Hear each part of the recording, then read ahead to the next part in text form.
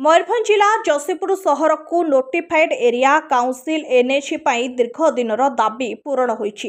राज्य स्वायत्तशासन दिवस पालन अवसर में राज्यर भारतीय जनता पार्टी सरकार जसीपुर को एनएसी तालिका रे स्थान देइछन्ति। ए परिप्रेक्षी में मुख्यमंत्री मोहन चरण माझी जसीपुर को एनएसी घोषणा करिसेंति। एथिपाई जसीपुर विकास मंच तरफरु मुख्यमंत्री श्रीजुक्त माझी, नगर उन्नयन मंत्री कृष्णचंद्र महापात्र, जसीपुर विधायक तथा राज्य सरकार जंगल और परिवेश विकास मंत्री गणेश राम सिंह खुंटिया को कृतज्ञता ज्ञापन करासाइछि।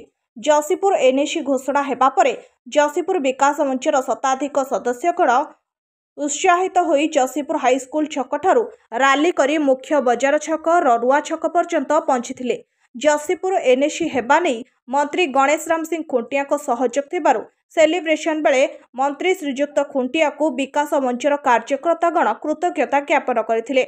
आगामी दिन में जसीपुर विकास पई सरकार और जसीपुरवासी को सहयोग लोड़ीथिले मंत्री गणेश राम सिंह खुंटिया।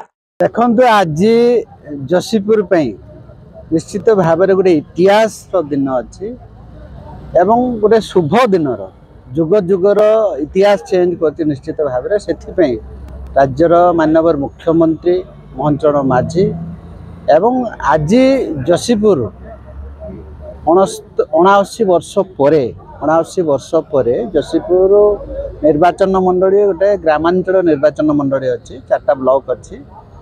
तो निश्चित भाव में आज दिन को लोक मन रखिए और माननीय मुख्यमंत्री एवं विभाग मंत्री गृह एवं नगर उन्नयन मंत्री कृष्णचंद्र महापात्र महाजन को निश्चित भाव में मन रखिए जसीपुरवासी एवं लोक मानकर डिमांड एवं दाबी निश्चित भाव में आज राज्य सरकार माननीय मुख्यमंत्री पूरण करमे जेते साधुवाद एवं धन्यवाद देले भी कमिब जसीपुर आशा करू नथिला।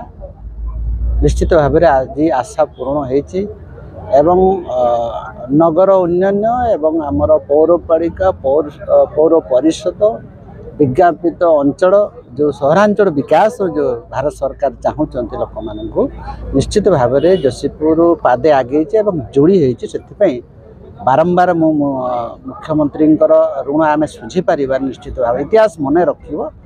मयूरभंज दिलीप कुमार साहू को रिपोर्ट द रिपब्लिक हिंदुस्तान।